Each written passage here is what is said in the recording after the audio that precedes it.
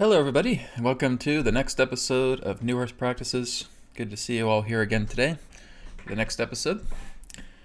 So today we're going to be talking about living in the non-dual. We're also going to be talking a little bit more about the nature of forgiveness as well too. But before we get started, let's go ahead and just take a moment now.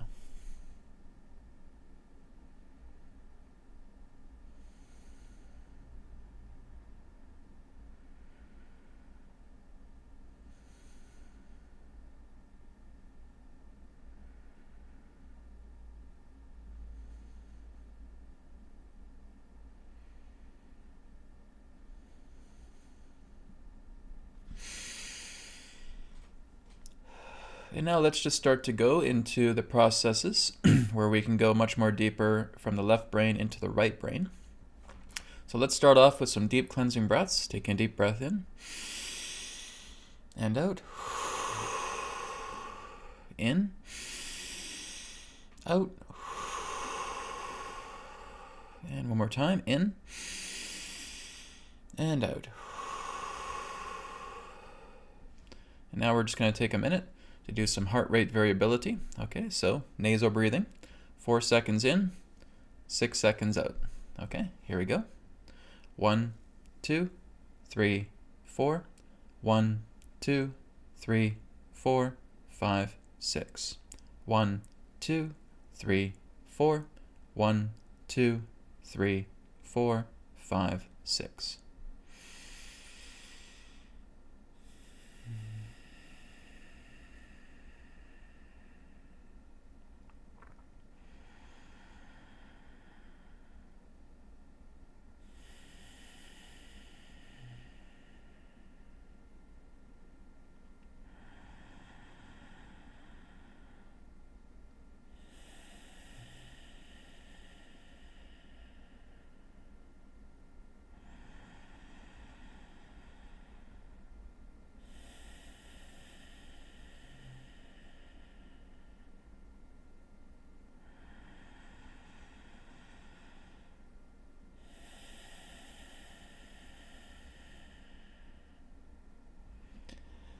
And you can continue with the heart rate variability if you wish. But as you're doing the breathing, we're now going to move into the peripheral pillars. Okay, so just having your index fingers here, just in your peripheral vision, looking forward, taking everything that you see in right now, taking everything that you hear in right now, taking everything that you smell in right now, taking everything that you touch in right now, and taking everything that you taste in right now. And now let them all happen at the exact same time.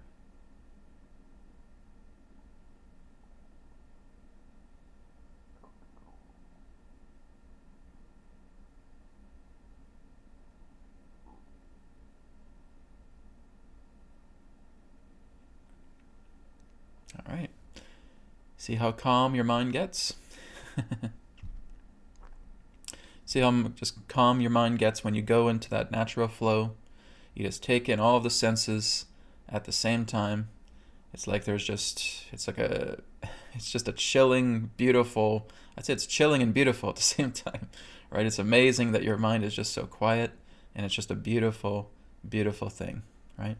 So just continue to work together with that, right? Just start off with the breath work, go into the peripheral pillars, right? Just honing in on your peripheral vision, taking everything in, one sense at a time, and then just putting them all together, right? Working together with the energy of all 5 senses coming together, and just feel your mind moving from that loud, kind of chatty mind, getting a little bit lower to the point where there's just this beautiful silence, this beautiful calmness.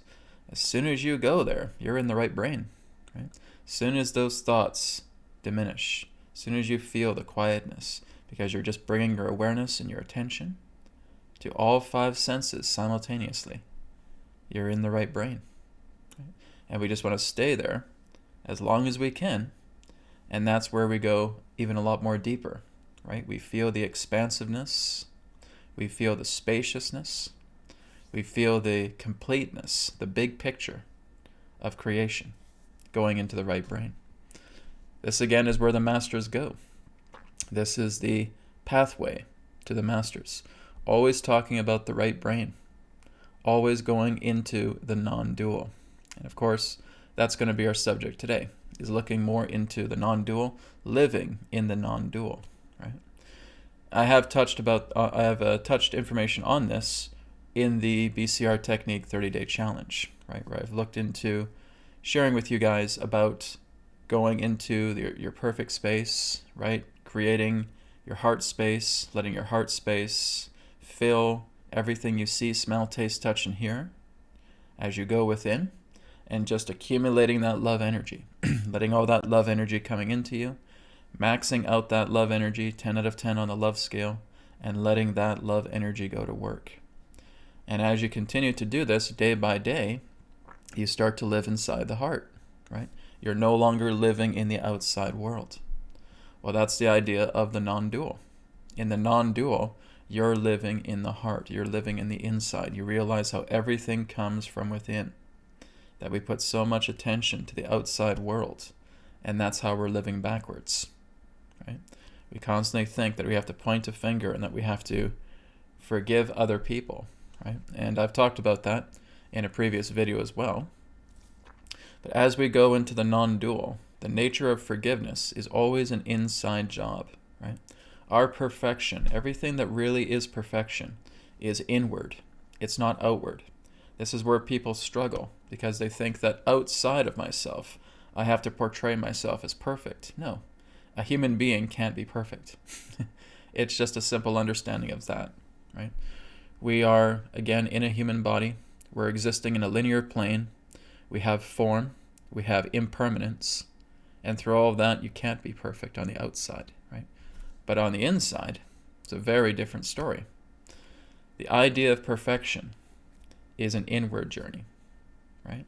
So as we demonstrate that inward perfection, we can radiate that outwards. It is where God is taking over. It's where God is doing the great work through you.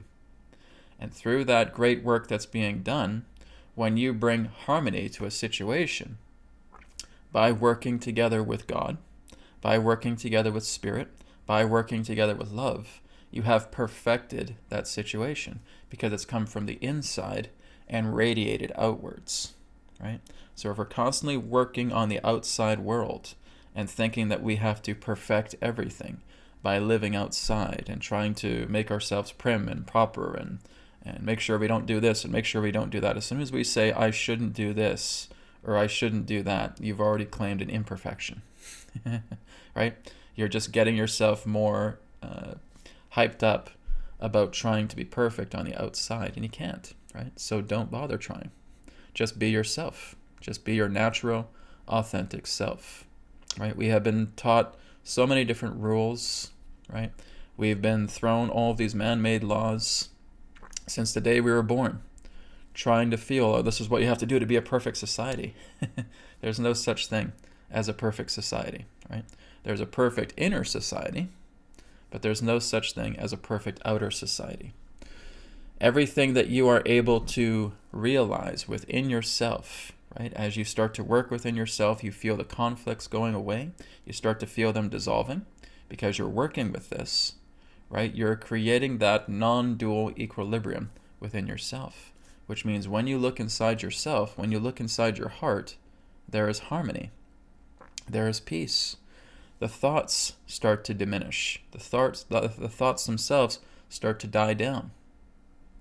As they die down, as you go into that calmness, you are receptive to that inner perfection, right? And so through that innerness, through Spirit, through God, what you interpret, the actions that you perform, is not coming through you, the human being, but it's coming through Spirit working through you, right? And that therefore brings harmony to a situation because you've already cleaned it up inside. Now it's just going to be the reflection of that situation cleaned up on the outside, right? So we cleaned up here first, and then outside it radiates that. Outside it reflects that harmony. I said I had this old grudge with a a friend of mine, or I had this old grudge with a sibling of mine. And I went inside and I discovered what that pain was, why I was feeling so much pain, why I was feeling all this conflict, right? And there was something involving jealousy, and there was something revolving around animosity, and even some anxiety as well too. So I did the BCR technique. I went in, I cleaned myself up, I accumulated all this love energy, I commanded it to work together because I was ready to let go of all these things. And within a few minutes afterwards, I could just feel my entire body being cleansed of those feelings. And I was able to then take some action and go over to that sibling, and I just shared my heart's content with them. And there was a reconciliation. There was a harmony. I was able to give them a hug. I felt so amazing. It felt good just to be able to go forward and take this action and just get closure relating to the situation. And it was so simple, I couldn't believe it, right? What I'm telling you guys is something very, very common that can happen, right?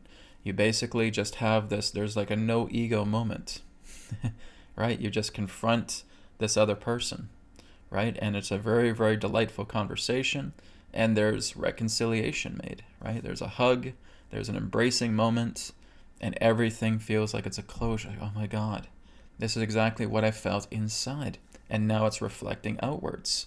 It's not I that's doing the action, it's spirit through me. Spirit through me is telling me, go talk to this sibling, go talk to this best friend, and just let me do the talking through you. And that talking happens, a reconciliation is made, there's an embrace, and it's like this door of once harsh situations has now closed, and a new one has opened in regards to kindness and understanding. That's how the inside works. When you're living like that, you are living the non-dual, right? Because that's the whole idea. What are we looking at when we see duality? We see clashing, right? We see separation consciousness. We see polarities. When we go into the non-dual, what do we see? Well, that's the right brain mentality altogether. It's the big picture. Everything's together. Nothing is separate. Nothing is crouched down a little corner here to say, I'm trying to make sense of this little tiny piece that's here in this gigantic jigsaw puzzle. You are together in harmony with the entirety of the big picture that is that jigsaw puzzle. So to be in the non-dual is to see the big picture, is to act as the big picture.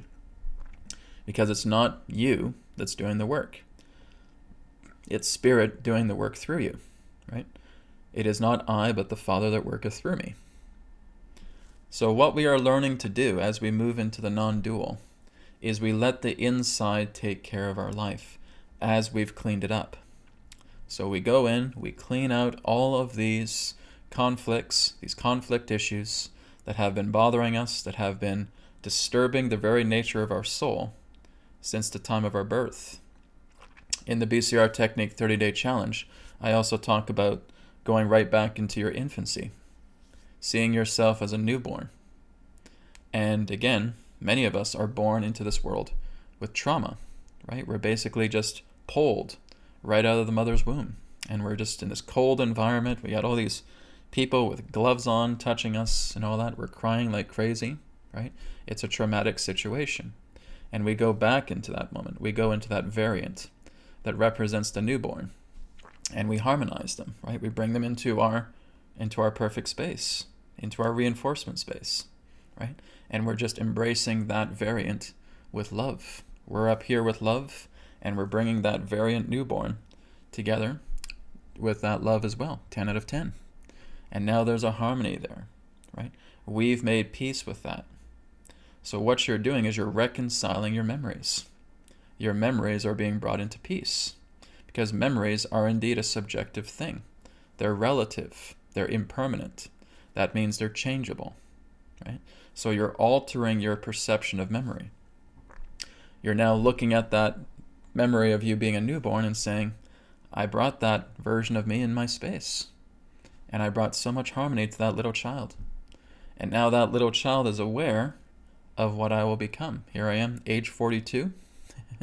That child is now aware of what he is going to become. And there's that harmony, right? So we have perfected that memory with harmony, right?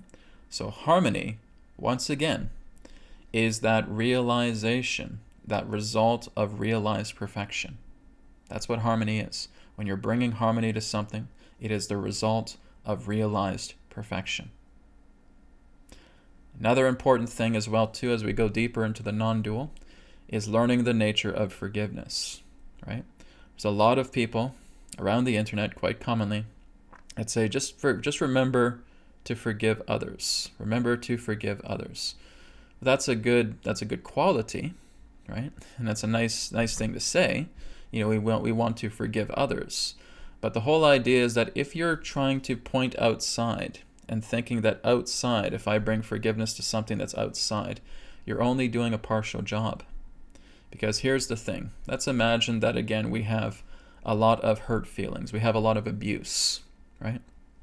And we're able to think of one person that represented that particular type of abuse. And so we go into meditation and we attempt to forgive that person. We're like, okay, I try and forgive. I'm trying to forgive. Oh, okay, I think I finally have forgiven this person. It's okay now. Right? That person leaves.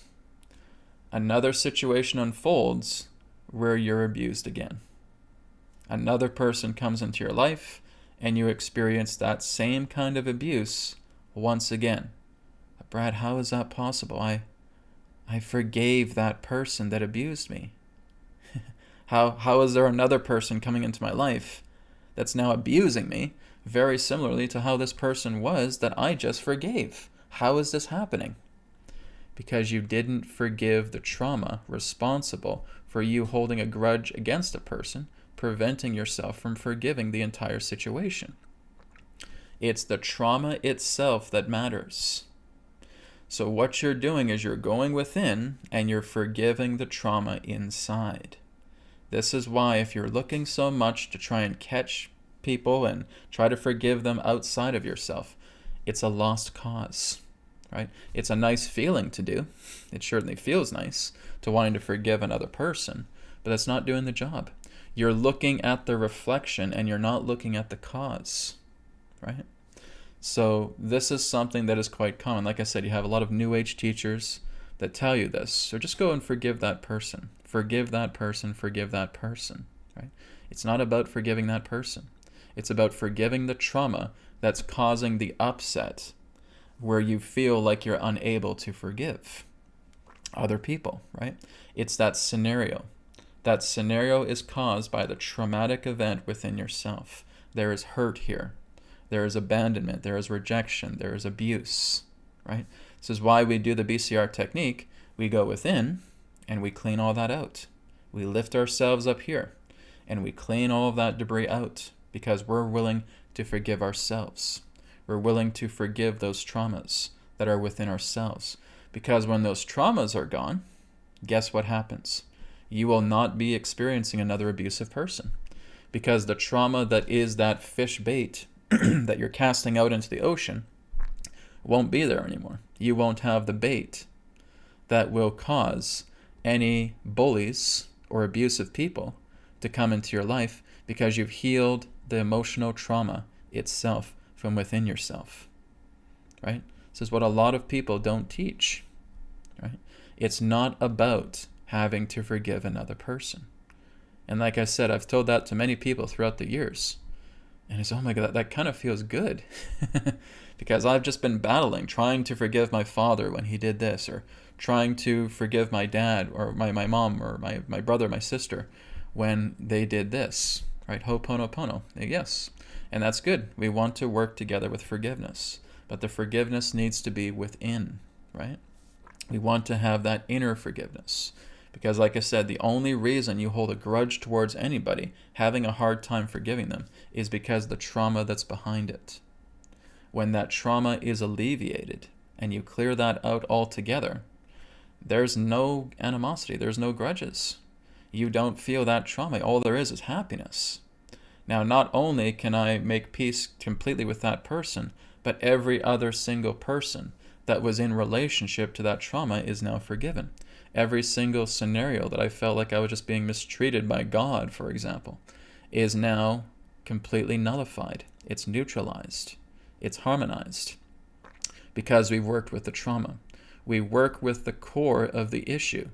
And being able to point a finger and saying, can I forgive that person, is only you looking at the branch of the tree, but you're not looking at the seed, right? You have to look at the very seed. You have to look at that acorn that sprouted that tree, right? If we're just looking at a branch, and that's not it. You're only looking at things on the surface. So if you're trying so hard to forgive other people, you're only looking at the surface. You're only looking at the branch of the trees. You're only pulling out the heads of the weeds. You're not going into the depths of the earth to basically tackle the source that is causing those weeds, right? This is very well explained in the 30-day challenge, right? So we're working together with forgiveness from within ourselves. What I mean is all you have to do is just forgive all of those emotional hardships, all of those traumas, those sources that have created disconnection, that have created separate self, and harmonize those. Once you do that, the entire world to you is just a paradise. It's beautiful. I'm in so much happiness. I'm in so much bliss because I've cleared out all the inside. I cleared out the sources of all of that turmoil, of all of that conflict. And now I can look at the entire world in just such a pure state of clarity and happiness. Now you're in the non-dual, right?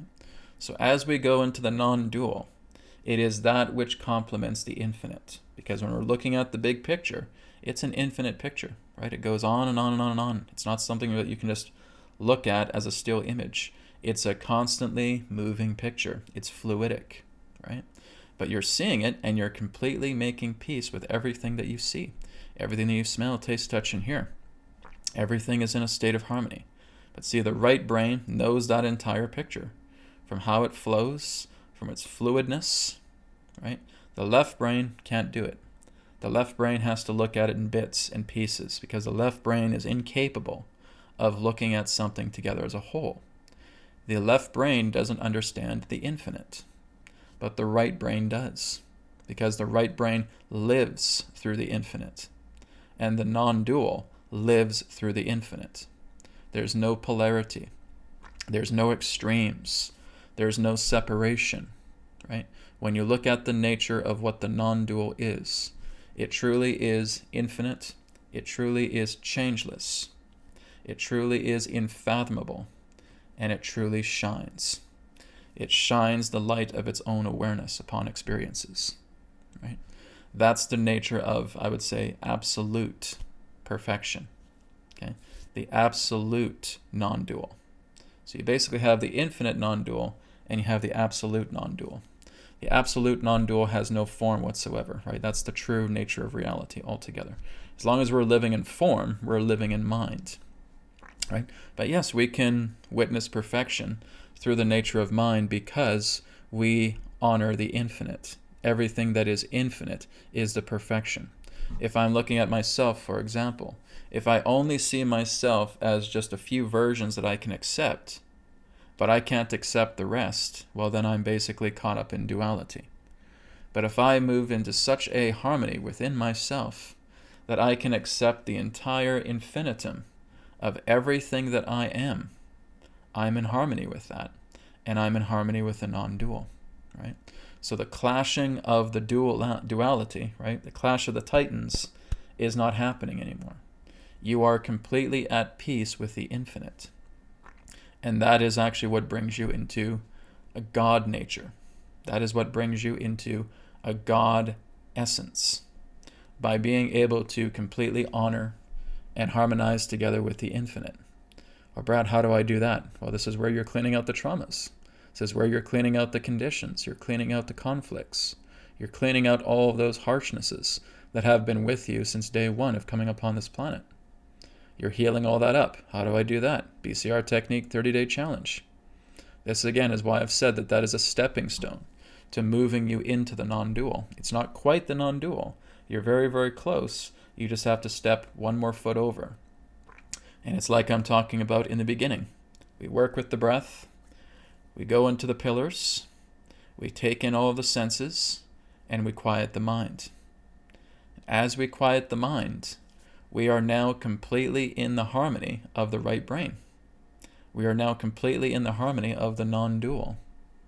And now through the non-dual, now through the right brain, now through the heart mind, we can now go into the immersive depths of the right brain and access whatever it is we want. So it's just a matter of staying in the right brain as frequently as possible. Just being there and feeling its spaciousness, feeling its expansiveness, feeling its wholeness. And it bonds together with you.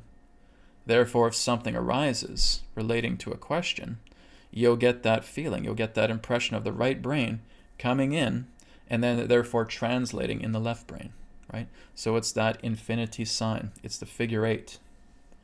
That's how it works, because if you try to perceive something in the right brain, it may not make sense to you. You just see the big picture of everything.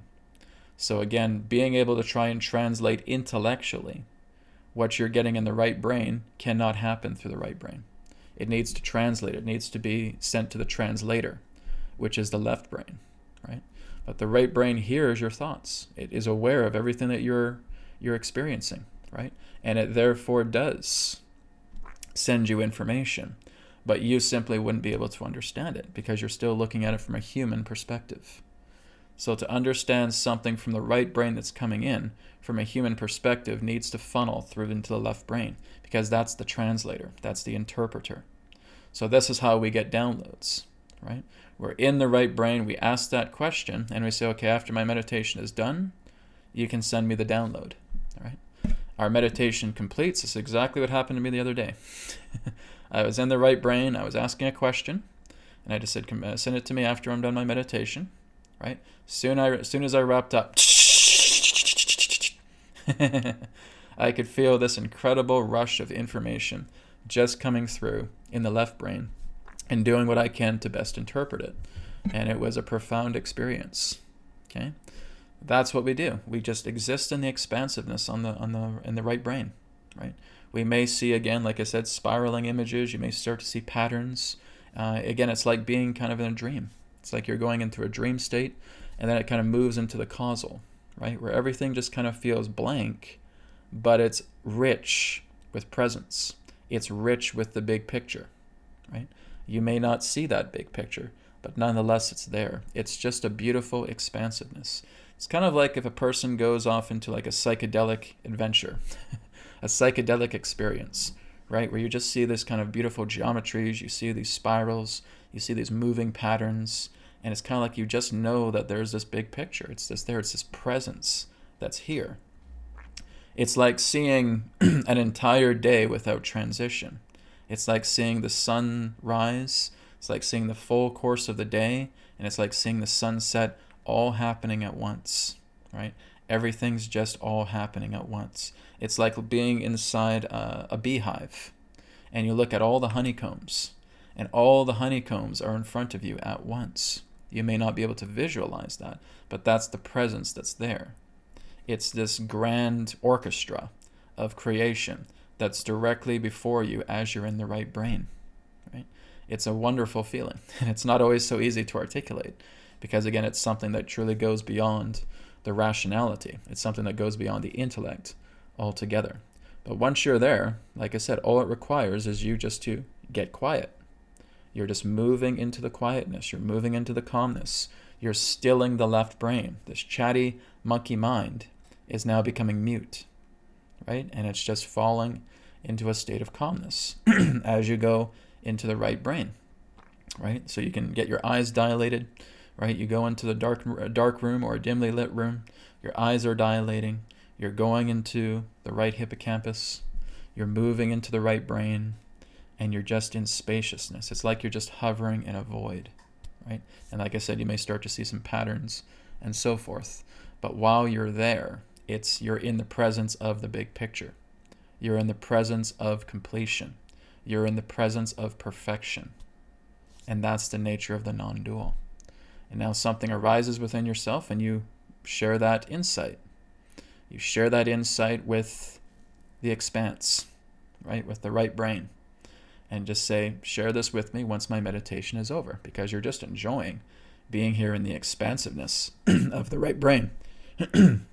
And then, as your meditation concludes, there's that infinity sign.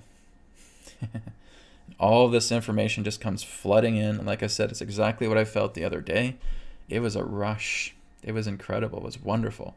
It was such a revelation. It was such an epiphany moment, right? And it's actually helping me to steer a new direction as well, too, in the next little while.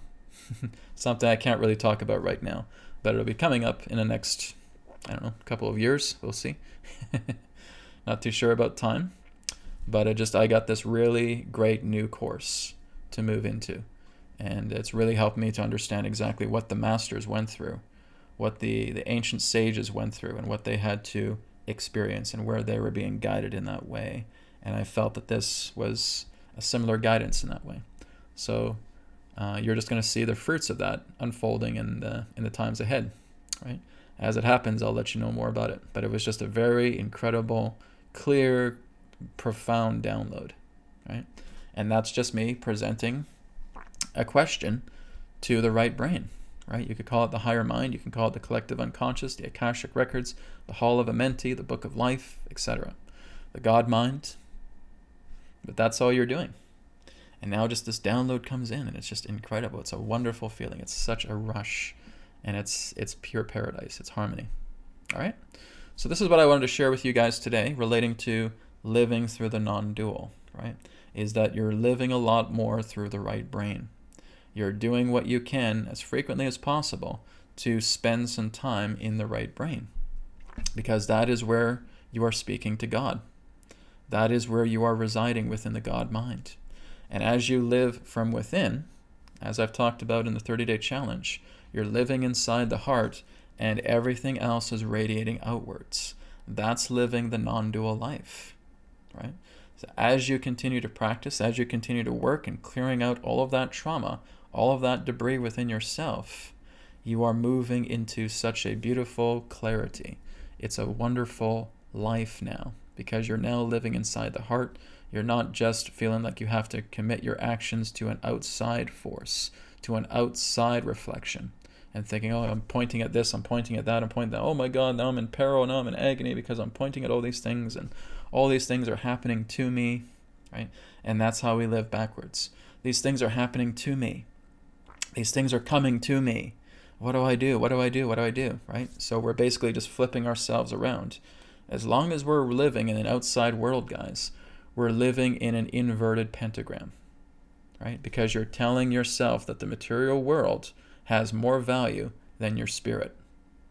As long as you live outside, you are living the inverted pentagram path. That's what that means. It's the material world over spirit. When you live on the inner path, when you live inside the heart, you turn the pentagram around to its natural alignment, where spirit is first, the heart is first, and the material is below. Okay? This is the truth. When you guys live outside, you are walking the path of the inverted pentagram. Because the material world, through your perspective, has much more importance than your own spirit. It has much more importance than your own love. It has much more importance than your own heart. It's more important than God. So you're living an inverted pentagram life by living outside, and by going into worry, and by going into concern. And oh my goodness, what am I going to do because this outside situation is happening? What do I do? What do I do? And you're trying to find these outside things, and you're thinking as a human being who is flawed to try and perfect these things. Can't be done. Can't be done. So don't try. Goes back to what Jesus said. With man, such a thing is impossible. But with God, flipping it around, all things are possible. Because now you harmonize everything from inside. If you are living from the inside out, you are walking the pentagram path. If you're living from the outside in, you're flipping around and you're working with the inverted pentagram, right? This is the idea of what we could refer to as the satanic, right? Because it always puts material over spirit, right? So this is why I say we walk backwards. We're living upside down. We have to live inside. We have to clean out the heart. We have to clean out all that debris. We have to do internal housekeeping. We have to keep our temple clean. As it gets clean, we now know what it's like to live inside. And now everything that we clean up inside is radiating outwards. Our reality shifts like a Rubik's Cube. And now we see these profound changes happening outside because of the changes that we've made inside. Does that make sense to everybody? When you're living from the inside out, you're living in the non-dual. When you're living from the outside in, you're living in duality, and you're walking the inverted pentagram path. That's the idea. It's just the truth, right? Because that's how duality exists. If you put the material, if you're putting everything that has been created ahead of that which is the creator, then that's walking backwards, right? You cannot resolve these things. You cannot bring perfection through a vessel existing in an outside world that is flawed. How do you expect to bring perfection forward when you yourself as human are flawed, right? To err is human. Common phrase. So why do we try to feel like we can perfect things through a human standpoint? Why do we think we are able to try and perfect these things with human thoughts, with certain things created by humans? Can't be done. Right? You have to harmonize yourself within and radiate that without, and that's what brings harmony. That's what brings conclusions, closures to old situations that have been running amok for a very long time because you decided to go inside. You decided to go into the inner perfection because that's where perfection resides. It's the inner perfection. God takes over. Your actions, your words are that of God now. And you go and you harmonize these things. You harmonize this event. You take care of this scenario. And now you're completely at peace because you've done all the work in here. That is the non-dual. All right? So let's go to some questions. If you guys have any questions here in the chat, let me just go through here. I have a little bit of extra time today, so this will be a bit of a longer episode today. Melissa says, true forgiveness is recognition I am doing this, you to myself, to keep myself separate. Love, forgive myself. Yeah, some of it I didn't really quite get, but like I said, the nature of true forgiveness is the inner work, right? It's that power that we have to change ourselves, to change a perspective that we know we do not prefer. Forgiveness is that alchemizer, right? It's that nature of transmutation. When you're looking at forgiveness, it's a nature of transmutation. It's spirit transmutation. And we take that transmutation and we're coming in and we're cleaning out all of that debris. Forgiveness is an inside job. It's not outwards. Okay? If you're bringing your forgiveness outwards, that's not where it belongs. It belongs in here, right? To even look at forgive is representing the idea of for, right? For, within, right? And give, radiating that outwards, okay? Forgiveness is all about the nature of it being an inside job, an inside work, an inside alchemy, an inside transmutation, right? Then we radiate that outwards. That's the givingness. The givingness after we have cleansed, after we've looked inside ourselves and we've cleaned it all up. Now we're radiating that beautiful energy from the outside. Stay with the natural pentagram, right? Thank you, Melissa. Okay, Colette says, hi Brad, I had recommended you to Deepak Shah, who hosts the Gobel Gathering of Healers on Zoom every month. I'd like to forward you an email with the link so you can contact her, but I need your email. Sure. You can forward info@newearthteachings.org. Okay, so that's info@newearthteachings.org. Okay, thank you. Bob Perry says, a lot of people ask, how can you forgive someone really, really bad like Hitler? Well, you can't. That's the whole idea. That's what I'm saying, is it's not about trying to forgive other people outside, right? Because like I said, you're only doing a small crumb of the job. You have to look in regards to the very nature, the very source that's causing the animosity in the first place. right? If I have animosity towards a person, that person's just a reflection. That's not the whole nature in regards to the animosity. It's just the idea that that's a reflection, right? That's just something that represents a hologram. It's a projection telling me inside I'm impaired because I have this animosity, I have this trauma, I have so much of these hurts and so much of these wounds, so much of these scars within myself that I will just outwardly point at people. I can't forgive this person because he's a jerk off. I can't forgive this person because they're this and that, right? All of that finger pointing is coming from the hurt inside. When that hurt is gone, you're clear, right? Someone may ask you, well, Brad, do you have any qualms with Hitler? No. Do you have any qualms with Fauci? No. Do you have any qualms with Biden? No. Do you have any qualms with any particular form of political leader? No. Why not? You should, right? No, you don't have any qualms with any being, right? With nobody, because you've cleaned it all up inside, right? If I was still very vulnerable, I hate that person, I can't stand that person was evil, and that person was horrible. Well, what am I doing? I'm living in a duality. I'm living outside first and inside last, okay?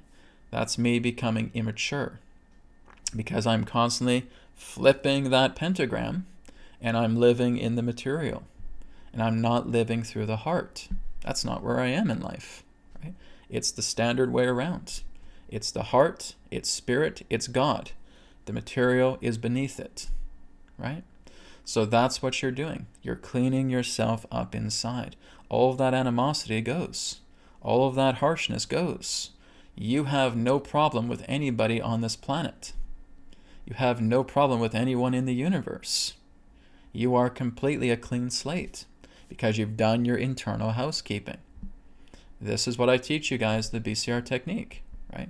I've done this work. I've been doing this work for years. And like I said, it's developing the EQ method, the BCR technique, that has really helped me.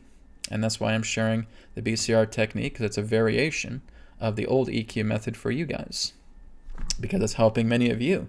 And I'm knowing that from the Telegram group and hearing you guys, even from some of you guys in the chat here in the past, about how it's helping you. So that's great. Live the natural pentagram path with spirit here first and foremost, and the material beneath. And that's you living the non-dual. All right? Thank you. Going down here, Tricia says, guidance to sustaining harmony. Mental mind can provide triggers to reignite the energetic trauma. That's why we clean it out.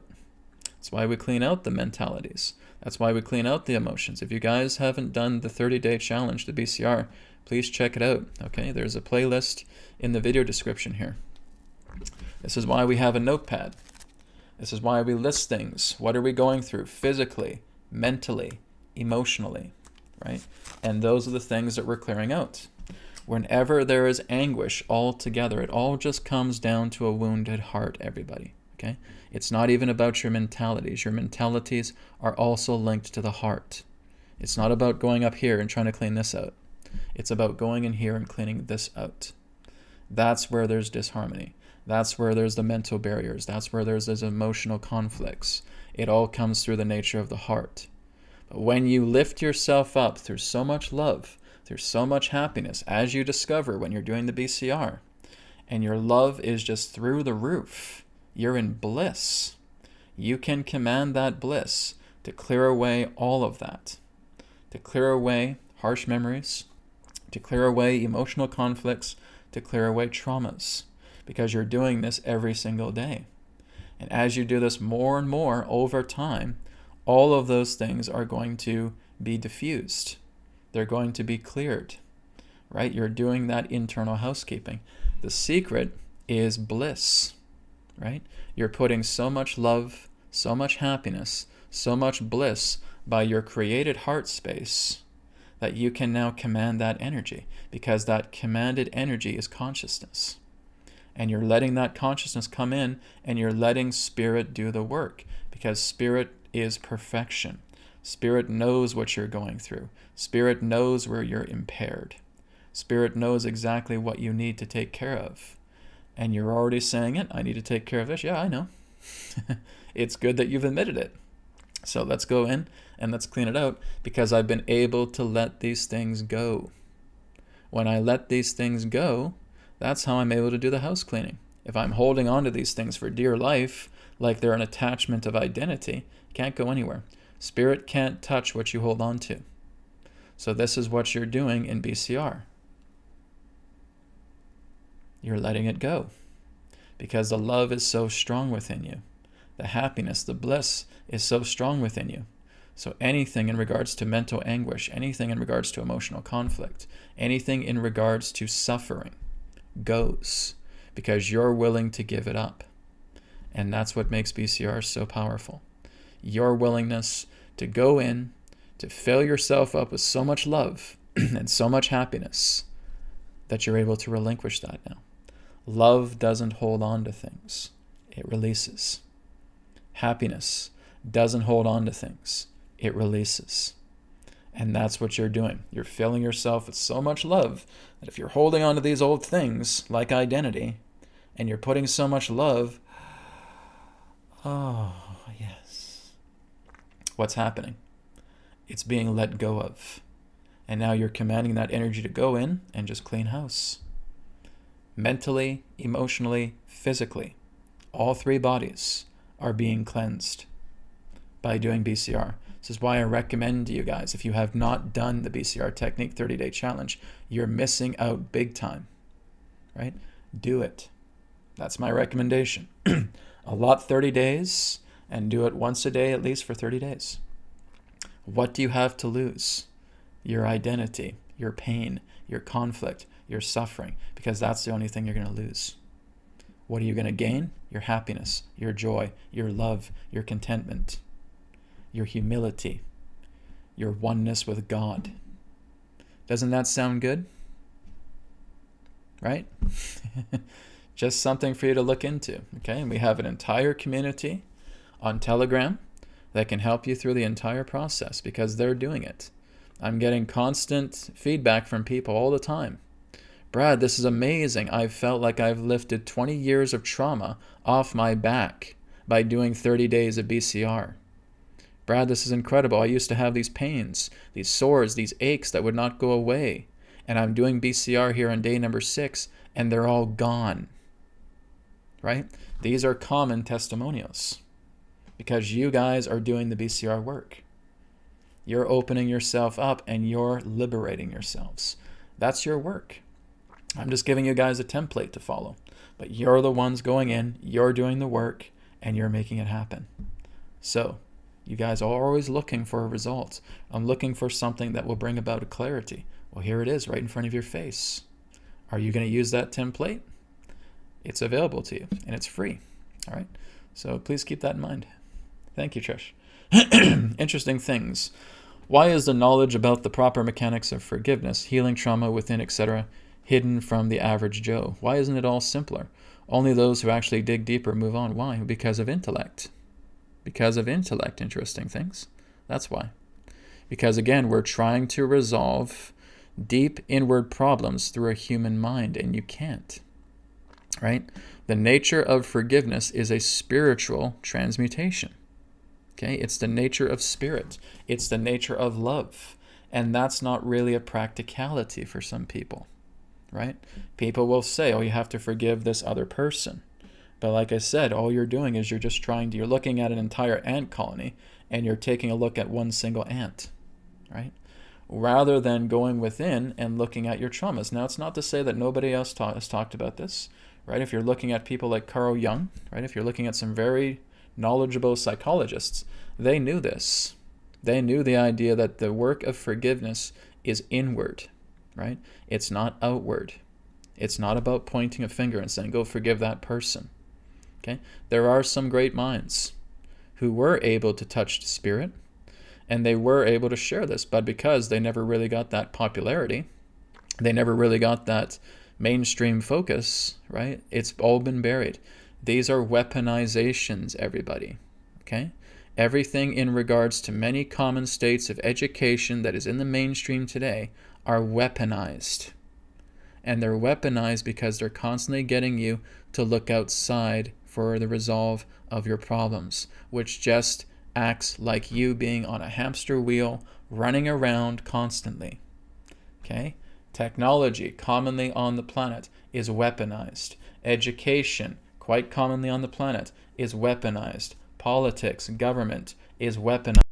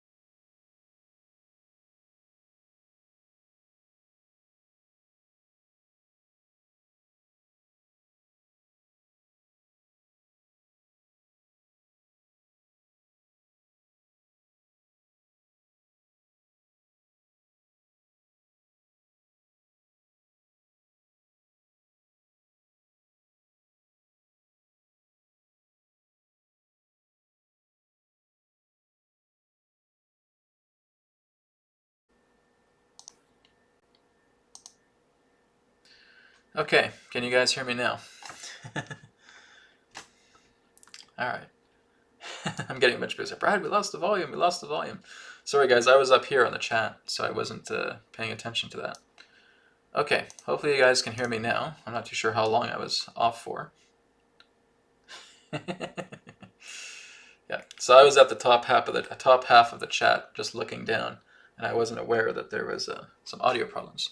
I was getting some fluctuations with my connection here, saying that there was problems with the microphone. Like, what? It shows like it's fine on my end, but sorry about that, guys. I don't even know where I left off. So what was the last thing that you guys heard me say before I cut out? Can anybody tell me? Like in the past 10 minutes.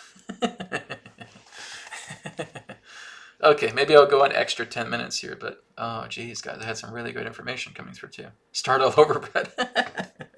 I don't know if that's possible, right? I'll do what I can, but okay, let me just go back to one particular question. It was really, I apologize for that, guys. I don't know.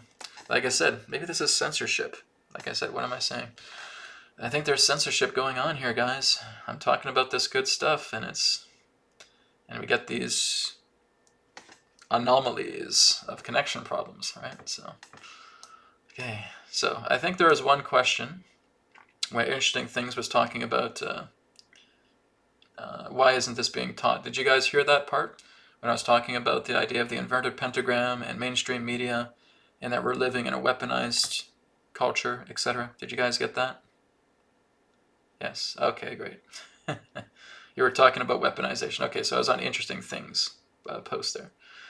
I apologize, guys. I'm sorry about that. I don't know how that happened. Like I said, it's YouTube messing around, being a jerk. But it's okay. Forgiveness within, right? Okay, so let me just go back to Bamboo Moody. The question here, is the Kundalini a conduit to... oops, where'd I go? Is a Kundalini a conduit for performing the transmutation of our dark energy? Okay, so as I was saying before, I was so rudely cut off by YouTube.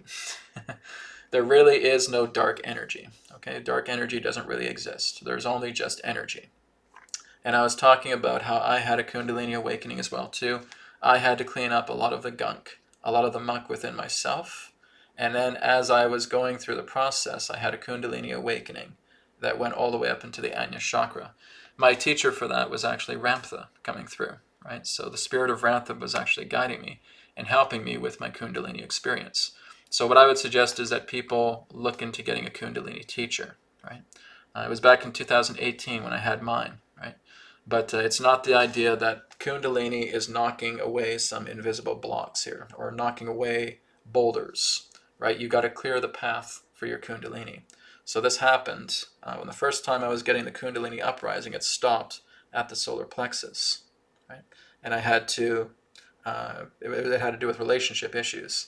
So I had to put myself away and go within, clean all that up, and then I was able to resume it, right? So it wasn't that it was stuck, it just couldn't go any further. So as I cleaned that up at the solar plexus level, and I resumed the Kundalini awakening, then it went all the way up, and I had the full-out Kundalini experience. It was a wonderful experience, one of the best experiences I've ever had. But what I would suggest is that get a teacher, get a Kundalini teacher. It's good to have somebody work with you, right? It's not something that you should just do on your own, right? Fortunately, I had a teacher. I just had a teacher in spirit, Ramtha, who was telling me exactly what I needed to do. And I did it, and it came through, and it was beautiful, right? But for everybody else, I suggest having a Kundalini teacher. But there really is no dark energy, right? There's just emotional obstructions, and that's what we're clearing out through ourselves, okay? So that's what I was saying before. Like I said before, YouTube so rudely cut me off.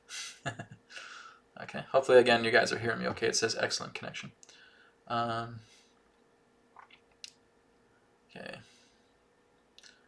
So let me see if... So Colette, I'm not sure if you got my email before I cut off. Okay, my email is info@newearthteachings.org, right? info@newearthteachings.org. So you can email me about your request. Okay. So yeah, Interesting Things. I believe you heard me talk about the weaponization of society. Okay. I'm sorry, guys. I don't even know how long I was off there. So.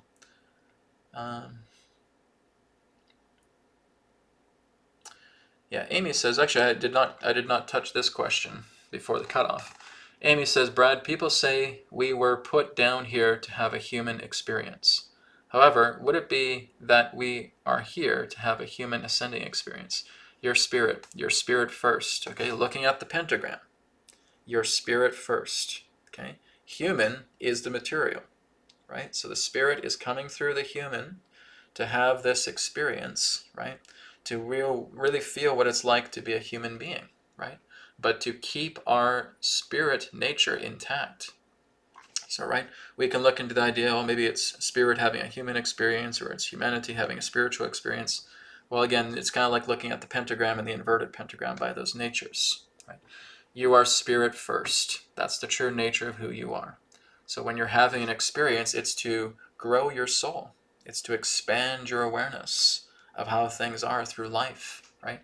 You're expanding your liveliness through the incarnations that you go through, whether it's human, whether it's animal, whether it's plant, whatever it may be, because we are all things here and now simultaneously.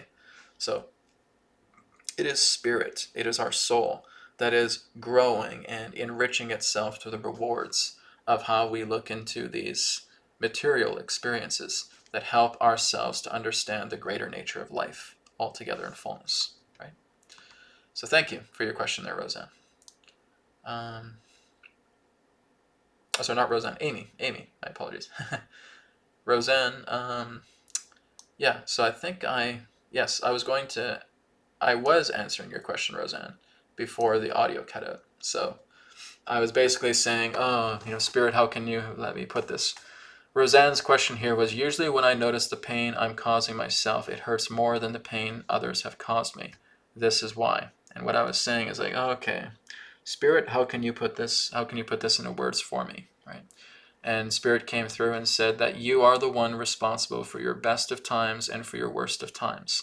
When you're pointing to another person, that person comes to you and says, I love you, right? If you really don't even recognize that, it won't even touch you. But when you have a person come up to you and say, I love you, and you are touched by those words, you're making that expression from that reflection so grand to yourself, right? It is the best of times, it is the worst of times. You make the greatest things happen. You make the greatest degrees of love possible through you. Nobody can love you or hate you more than yourself, right? When you tell a person that you love them, right, that is something that is so much more deep than a person coming back and saying, I love you, right? Because if you're just looking in the idea of how much you truly love a person, and you're feeling that in your heart, and you want to express that through them, there's no greater love in that moment than how you have expressed it, than how it has come through you, right? You're the center. You're the only perceiver here.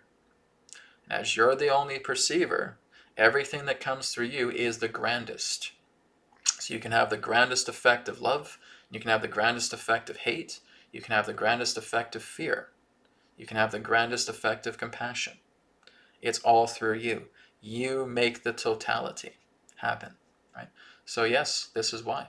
The pain that you experience through yourself will always be the worst. Nobody else gives you pain. There's nobody else here to give you pain. Those are reflections of yourself. You're the only one that gives you pain.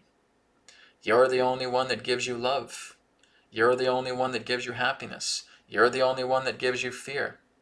You're the only one that gives you compassion. It's all you because you're the perceiver, right? That's the role of the perceiver. I'll be doing a video on this as well too, is the role of the perceiver. That's coming up soon. All right. Thank you, Roseanne. Okay. So, Amma says, should we do internal forgiveness through meditation? You can do internal forgiveness any way you want. Not everything needs to come through a state of meditation, okay? When you're basically just doing the inner forgiveness, some people just talk to themselves. Some people will talk it out, right? When you're doing the BCR technique, right, that's a process. That's a meditative state as well too. But some people will just write things down. Some people will just talk it out of themselves and saying, can I forgive this? Because I have to realize that My forgiveness inwards is going to make the greatest thing happen. It's going to be the greatest effect. It's going to be the greatest transmutation. So you do it in any way you want, whether it's meditation, whether it's talking to yourself, whether it's writing it down, whatever it may be. Whatever brings about the effect. Remember, as I said, you're the perceiver, right? So it's up to you. So let me go down the list here a bit more now before we got into that no sound panic. Okay. So let me take a couple more questions and we're going to wrap up because I think I'm all caught up now to where I was before the sound cut out. Yeah, okay. Cyweed says, hi, Brad, your audio disconnected and got cut off as you were explaining what has been weaponized. Okay. Everything. Okay. Technology has been weaponized. Education has been weaponized. The medical industry has been weaponized. Politics has been weaponized. Finances has been weaponized, right? Everything that represents these large branches of what we call life through this system is weaponized in that way to basically keeping you living in an outside world. It's the essence of the inverted pentagram, right? The material world coming first and spirit coming last. This is what Interesting Things was saying. Well, why isn't this out there? Like the idea of forgiveness. Why hasn't this been brought out there? Because that would involve people empowering themselves from within. And that's not a plan that they would want that represents their weaponized society, right? That's why it's not there. You have a lot of these geniuses, right? You have Carl Jung. You have all these great minds that have talked about these principles, but they never really got that mainstream media spotlight, right? If that was possible, we'd be living in a very different society, guys. But this has all been under a particular form of cloaked umbrella to make sure that everything that comes out, it's got to be people struggling. It's got to be people confused. It's got to be people who are highly programmed. It's got to be people who are fighting with each other, who are at hand and throat with each other, who want to just strangle each other. That's what we want, right? That's the nature of the inverted pentagram. Look around. Look around 360 degrees around your reality, pertaining to a lot of the modern systems that are here. And they're all about the outside. They're all about outwardness.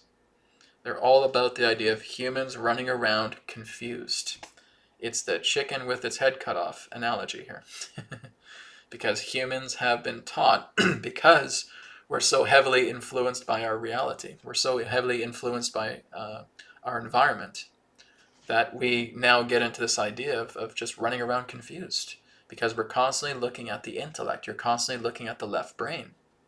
And like I said, you cannot accomplish anything through the human thought. You cannot really accomplish anything into perfection through the human brain, through the human mentality. These are human words, these are human thoughts, and that's not really going to get you anywhere. The left brain really is the translation device. It's the interpreter. So it's important. But we have been trying to make the left brain like God, and that's wrong, right? The right brain is the all-knowing. The right brain is the God mind. The right brain is the big picture. So when we go into the right brain and we're inquiring about something, we come out of our meditation and now we get that flow. We get that download. That is how it is supposed to be. Okay. This, like I said, is what great inventors have done, right? Nikola Tesla was able to go into the right brain naturally and get all these visions about how all these things are put together and how to put them together, and he was able to do it. Even Thomas Edison was able to go into the collective unconscious, go into the God mind to understand more about invention, and he got downloads, and he would start knowing how to build these things, right? So that's the whole nature, is that these great minds throughout history have been able to go into the collective unconscious. They've been able to go into the right brain. And they've been able to get all these ideas because it's God coaching them, you could say, right? Putting together these great inventions, all these inventions that we have. Nikola Tesla, again, is like the MVP of that idea. Look at all the stuff that he invented by being completely naturally aligned to the right brain. It's incredible, right? So, like I said, this is the artificial system. It's all been weaponized. It's a weaponized artificial system. Thankfully, it's shaking up right now because things are going to start to change, and it is in time going to flip around to a standard facing pentagram. But right now it's still inverted. So again, all of these inverted, materialized, weaponized systems that we have been facing for thousands of years are now getting shaken up because the entire transformation of society, relating to these old artificial systems is now starting to collapse because it can no longer hold up, because the earth is lifting her frequency. As the earth is lifting her frequency, these systems can't survive. They have to collapse and they have to be rebuilt to fit the mold of moving into a new frequency earth. That's what's happening. That's what's happening right now. It's a cleanup. The earth is going into herself and cleaning up all of this stuff. Just like what we're doing when we're going into ourself and cleaning up all this stuff, right? So again, you're seeing the retaliation of the corrupt holding on to the pillars as everything is shaking apart. They're not able to hold on to their empires. They're not able to hold on to their foundations. It's crumbling before their eyes because it no longer fits the mold of where the earth is moving upwards. She's ascending. She's moving up into this higher frequency. And if we want to stay with her, we got to move together with her. The good news is she's doing this slow and steadily, right? It's not just like this, okay? It's gradual. And she's been doing it for quite some time. And we want to coast with that gradual shift at the same time. Because now we're moving into a higher awareness. Now we're moving into a higher knowledge. Now we're moving into a higher education. Now we're living in a higher degree of life. And this is why teachings like this is coming forward, because it's a reflection of how the earth is moving herself upwards gradually so that we can go along for the ride at the same time. But there are people that are so completely transfixed on these old systems that they will handcuff themselves to these pillars that are falling, and before they know it, all that debris is going to collapse on their heads, right? It's going to squash them. That's what's happening. They want to handcuff themselves to the pillars of the old empire that are no longer comprehensible and no longer compatible to the new earth, to where she's going. So we are learning how to move up with her. That's why you guys are experiencing teachings like this, not just through me, but through others who are sharing things similarly. It's a consciousness rising. So stay the course. Work together with that. Realize these are all weaponized systems. Let them die and let new things be born, right? It's going to fall whether you want it to or not. The earth's made the decision, right? God's really made the decision. Earth's following through. It's part of her logos. She's moving up. All these systems that are not in harmony where the earth is going are going to die. Let them die and move up with the earth and watch these new changes happen. All right? Just getting all of these people. Come on, Brad, scroll. I tried it, guys, but I go through these questions through your chat, right? So I just stay where I am at a question so I don't lose the spot for it, right? So I'll get to it. Okay, let me scroll all the way down to the bottom. My God, you guys are here a lot today. A lot of questions coming through. Okay. Can you guys hear me now? Are you okay? Everything good? Can you hear me?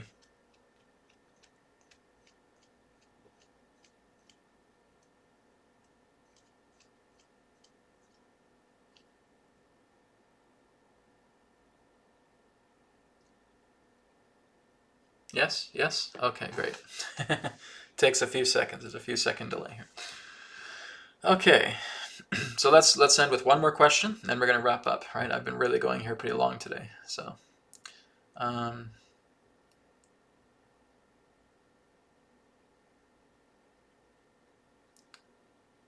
Okay.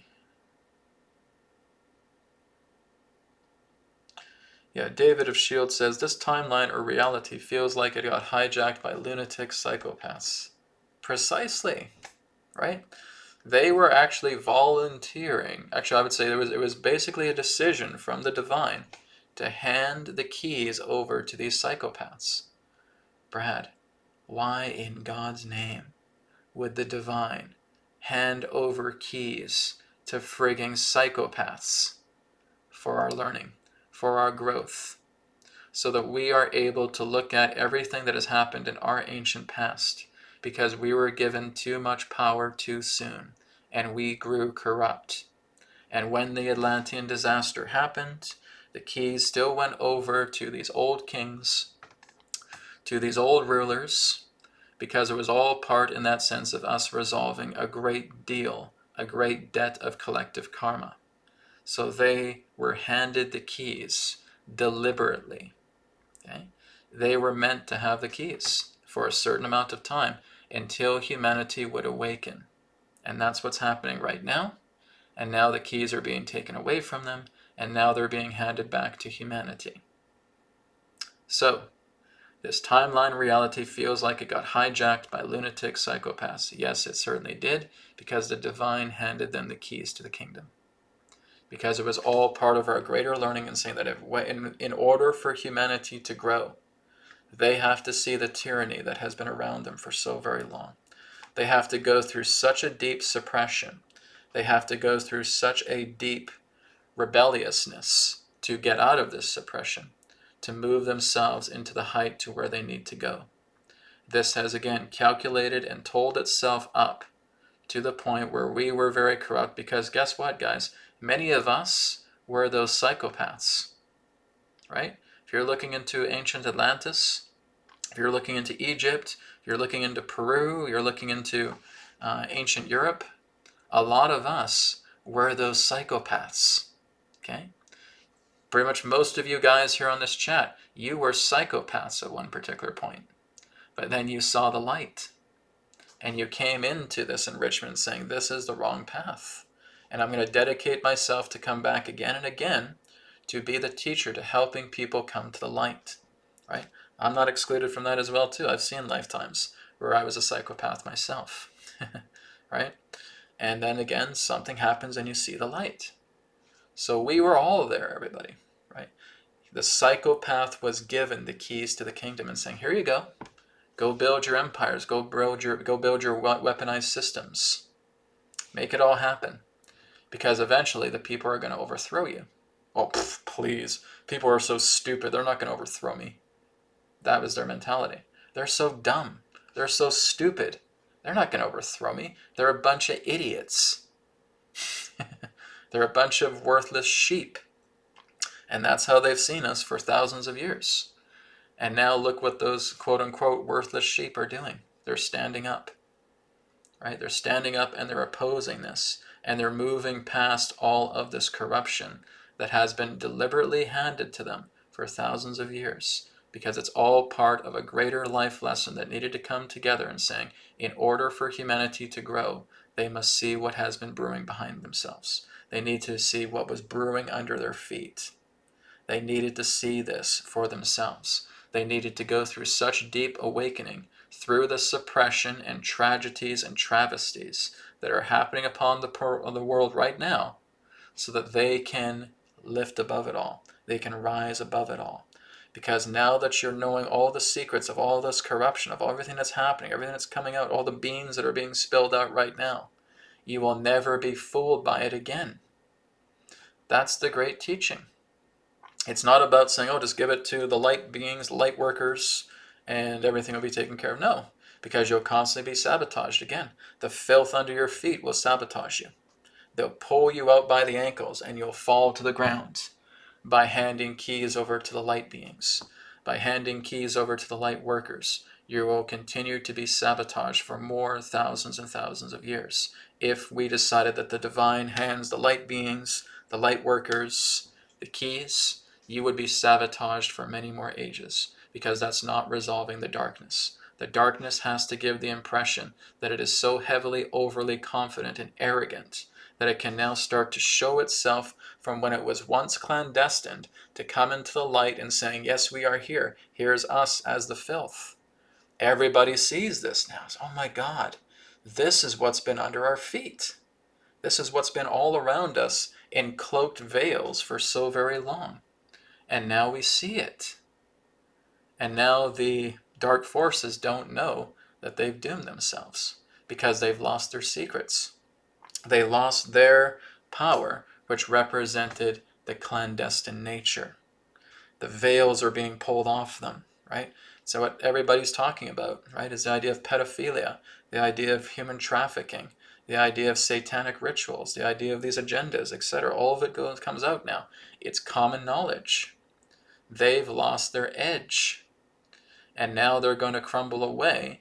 And now that the keys are being handed over to the people, it can be done so because there's no more sabotage that can happen, because they've revealed themselves in their arrogance and their ignorance.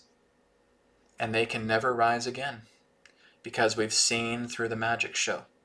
We've seen the magicians.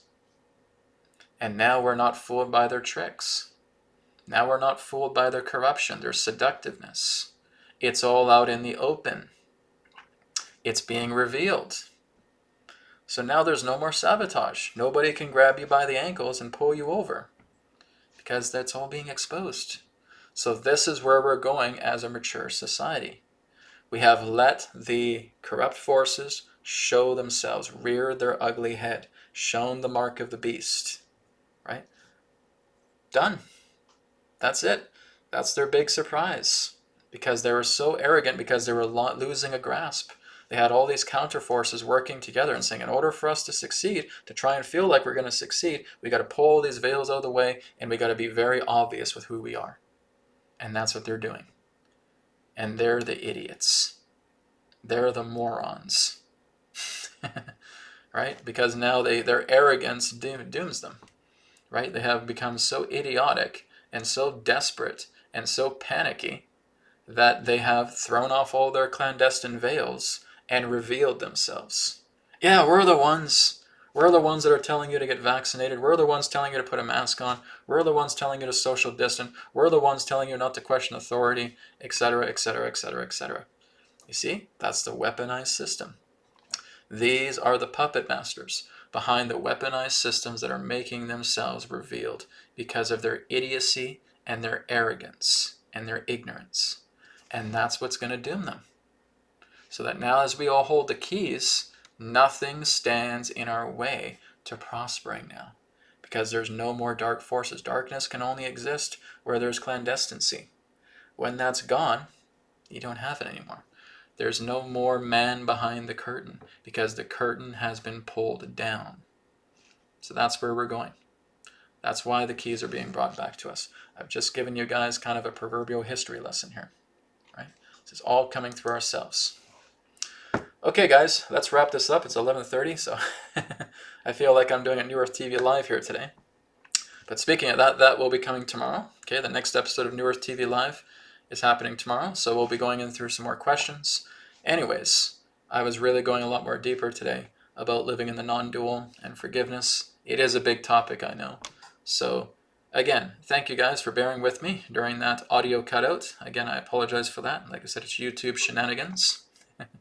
So again, we'll come to you tomorrow, 11 a.m. Pacific, for New Earth TV Live. Thank you for being part of New Earth Practices today, and I'll talk to you all again tomorrow. Take care, and may it be well. Goodbye.